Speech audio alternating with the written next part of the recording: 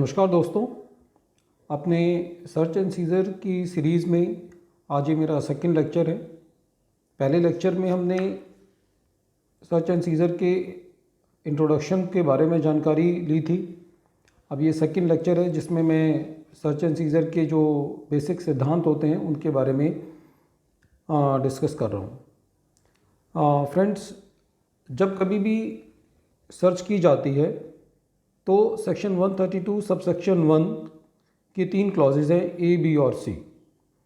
तो ए, बी और सी 3 क्लॉजेज में से कोई भी यदि एक क्लॉज के अंदर एसएससी आता है तो वो सर्च वैलिड होती है और ऑथराइजिंग ऑफिसर को सर्च करने का अधिकार होता है। सेक्शन 132 सबसेक्शन 1 क्लॉज ए ये कहती है कि यदि डिपार्टमेंट को ऐसा लगता है कि डिपार्टमेंट ने एसएससी को सेक्शन 131 सबसेक्शन 1 का नोटिस दिया है और उसके तहत एसएससी को अपने पास बुलाया स्टेटमेंट रिकॉर्ड करने के लिए, या सेक्शन 142 सबसेक्शन 1 का नोटिस दिया जिस नोटिस के तहत एसएससी से कोई इन्फॉर्मेशन मांगी और इन नोटिस के का कंप्लायंस जो है वो एसएससी ने नहीं किया, तो डिपार्टमेंट जो है वो एसएससी के ऊपर सर्च कर सकता है। सेक्शन 132 सबसेक्शन 1 क्लॉज ए में ये बात आती है कि डिपार्टमेंट ने एसएससी को नोटिस दिया और एसएससी ने उसका कंप्लायंस नहीं किया, चाहे वो सेक्शन 131 सबसेक्शन 1 का नोटिस हो, चाहे वो सेक्शन 142 सबसेक्शन 1 का नोटिस हो। और नोटिस देने के बाद एसएससी जो है वो डिपार्टमेंट के साथ कोऑपरेट नहीं करता तो डिपार्टमेंट जो है वो एसएससी के यहाँ सर्च कर सकता है। सेक्शन 132 सबसेक्शन 1 क्लॉज बी में ये बात आती है कि यदि डिपार्टमेंट को ऐसा लगता है कि डिपार्टमेंट एसएससी को सेक्शन 131 सबसेक्शन 1 का नोटिस देगा, उसको समन करेगा और एसएससी जो है वो डिपार्टमेंट के पास नहीं आएगा, या डिपार्टमेंट को ये लगता है कि डिपार्टमेंट एसएससी को सेक्शन 142 सबसेक्शन 1 का नोटिस देगा, उससे कोई इन्फॉर्मेशन मांगेगा और एसएससी जो है वो डिपार्टमेंट को ये इन्फॉर्मेशन प्रोवाइड नहीं करेगा, तो भी डिपार्टमेंट जो है वो एसएससी के यहाँ सर्च कर सकता है। सेक्शन 132 सबसेक्शन 1 क्लॉज सी में जो कंडीशन आती है वो ये कंडीशन आती है कि यदि डिपार्टमेंट को ऐसा लगता है कि एसएससी के पास मनी, बुलियन, ज्वेलरी और कोई ऐसे एसेट्स हैं जिनको एसएससी जो है वो अपनी इनकम में नहीं दिखाएगा, डिस्क्लोज नहीं करेगा, तो भी डिपार्टमेंट जो है वो एसएससी के यहाँ सर्च जो है वो ऑथराइज़ कर सकता है। तो ये 3 क्लॉजेज ऐसी हैं जहाँ पे यदि एसएससी इन 3 क्लॉजेज के अंदर आता है तो डिपार्टमेंट जो है वो एसएससी के यहाँ सर्च का ऑथराइजेशन जो है वो इशू कर सकता है। फ्रेंड्स, अब सर्च के बारे में जो दूसरा पॉइंट आता है वो ये आता है कि search warrants can not be issued indiscriminately. इसका क्या मतलब है? इसका मतलब ये है कि जो सर्च है, सर्च करने के लिए डिपार्टमेंट के पास रीज़न टू बिलीव होना चाहिए कि जो ऊपर 3 कंडीशंस मैंने डिस्कस की हैं कि एसएससी उन 3 कंडीशंस में फॉल करेगा। यदि डिपार्टमेंट के पास रीज़न टू बिलीव नहीं है और खाली डिपार्टमेंट सस्पिशन के बिहाफ पे एसएससी के यहाँ सर्च करता है तो वो सर्च जो है वो वैलिड नहीं होगी। इस बारे में ये भी कहा गया है कि जो सर्च होती है, search to a sensitive man the consequence of a search can be very serious. इसलिए जब कभी भी सर्च की जाती है तो सर्च की पूरी मर्यादा का ध्यान रखा जाना चाहिए और for the sake of department policy SSC के यहाँ सर्च नहीं की जा सकती। यदि डिपार्टमेंट के पास इंफॉर्मेशन है और इंफॉर्मेशन होने के बाद डिपार्टमेंट को ऐसा लगता है कि SSC section 131 subsection 1 clause A, B, C में से किसी में फॉल करता है, तभी डिपार्टमेंट जो है वो एसएससी के अगेंस्ट सर्च कर सकता है। फिर फ्रेंड्स, हमारे पास मैटर आता है circumstances must exist on the date of the warrant.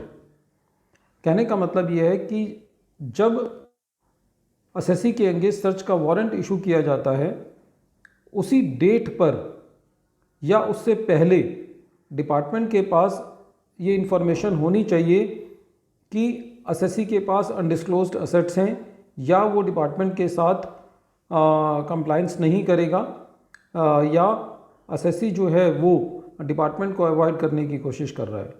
ऐसा नहीं होना चाहिए कि डिपार्टमेंट ने असेसी के यहाँ सर्च कर ली और सर्च करने के बाद डिपार्टमेंट को ऐसी इन्फॉर्मेशन मिली जिससे ये पता चलता हो कि असेसी ने टैक्स की चोरी की है। ऐसा नहीं होना चाहिए।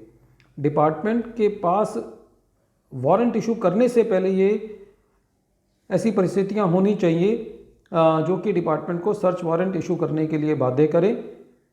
कहने का तात्पर्य ये है कि सर्च ऑथराइज करने के बाद उस इंफॉर्मेशन का डिपार्टमेंट सर्च की वैलिडिटी के लिए यूज़ नहीं कर सकता। अगला पॉइंट इसमें यह है friends, mere possession of assets is not enough. There should be undisclosure of assets, or meaning thereby that the assets should not have been disclosed by the assessee. खाली असेसी के पास बहुत सारे एसेट्स हैं, वो बहुत वेलवर्दी है, खाली इस वजह से डिपार्टमेंट जो है वो असेसी के यहाँ सर्च नहीं कर सकता। डिपार्टमेंट के पास ये जानकारी होनी चाहिए कि जो असेट्स असेसी के पास हैं वो असेट्स जो हैं वो असेसी ने अपनी रिटर्न ऑफ इनकम में शो नहीं किए हैं या उनके ऊपर प्रॉपर टैक्स नहीं दिया है। खाली असेट्स होने से डिपार्टमेंट जो है वो असेसी के यहाँ सर्च नहीं कर सकता, क्योंकि यदि ऐसा होगा तो जितने भी बड़े लोग हैं उनके ऊपर हर रोज़ ही कोई ना कोई डिपार्टमेंट जो है वो सर्च कर देगा। डिपार्टमेंट को ये जानकारी होनी चाहिए कि जो असेट्स असेसी के पास हैं उन असेट्स पे असेसी ने टैक्स नहीं दिया है। नेक्स्ट पॉइंट फ्रेंड्स है कि फाइलिंग ऑफ रिटर्न्स और completion of assessments do not preclude search. जब कभी भी एसएससी के यहाँ सर्च होती है तो कई बार जब भी एसएससी सर्च को चैलेंज करता है तो कई बार ये पॉइंट वो ले लेते हैं कि हम तो रेगुलरली रिटर्न भर रहे थे, हमारा ये मकसद नहीं था कि हम टैक्स की चोरी करें, या हम तो हर बार असेसमेंट करा रहे थे तो इसलिए हमारे ऊपर सर्च नहीं की जा सकती। तो यदि एसएससी अपनी रिटर्न्स टाइम पे फाइल कर रहा है या असेसमेंट टाइम पे करा रहा है तो खाली इस वजह से ये नहीं कहा जा सकता कि डिपार्टमेंट एसएससी के यहाँ सर्च नहीं कर सकता।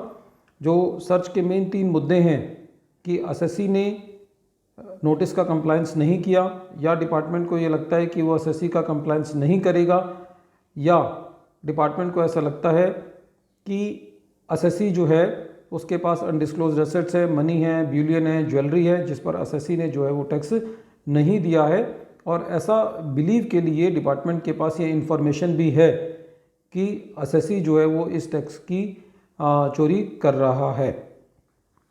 अगला पॉइंट फ्रेंड्स इस रिस्पेक्ट में है कि the requisite believe to be formed by the authorising authority. कहने का तात्पर्य यह है कि जो डिपार्टमेंट की अथॉरिटी सर्च को ऑथराइज करती है, ये रीज़न टू बिलीव जो है वो उसी अथॉरिटी का होना चाहिए।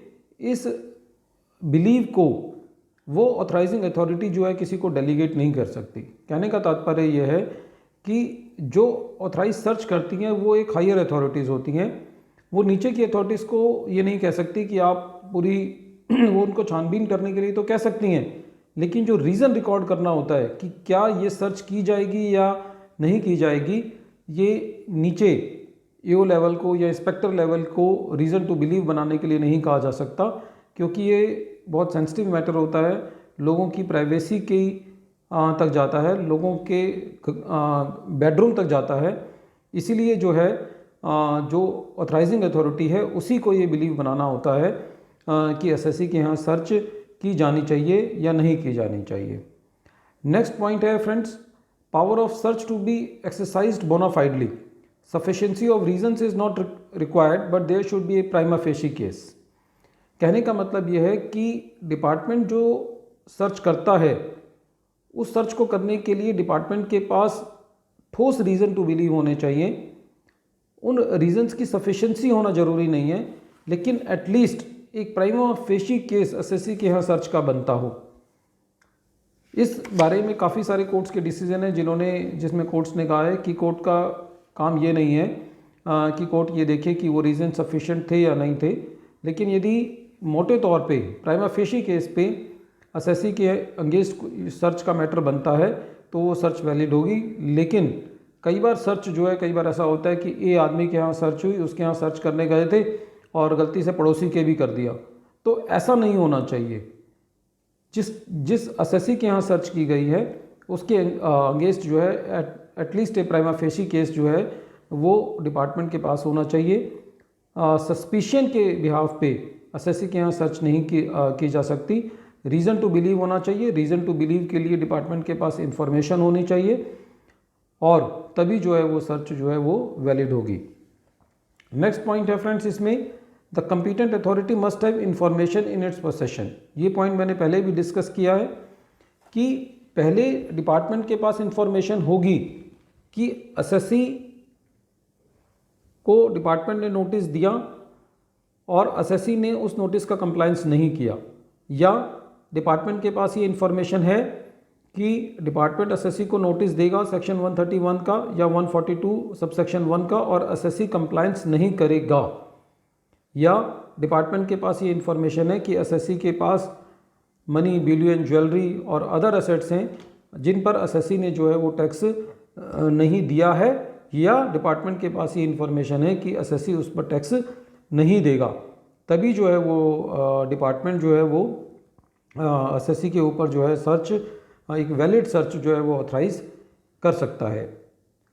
फ्रेंड्स, मुझे उम्मीद है कि इस लेक्चर में जो मैंने ब्रॉडली पॉइंट्स कवर किए हैं उनसे एटलीस्ट हमको एक बेसिक नॉलेज जो है वो बननी शुरू होगी। अपने आगे आने वाले लेक्चर्स में हम सर्च के दौरान जो जो पॉइंट्स होते हैं उनको डिटेल में डिस्कस करेंगे। यदि आप लोगों को कोई इसमें अपना सजेशन देना है या कमेंट देना है तो आप कमेंट बॉक्स में लिख सकते हैं, या आप मुझे मैसेज भी कर सकते हैं या मुझे मेल भी कर सकते हैं। Thank you friends, thank you.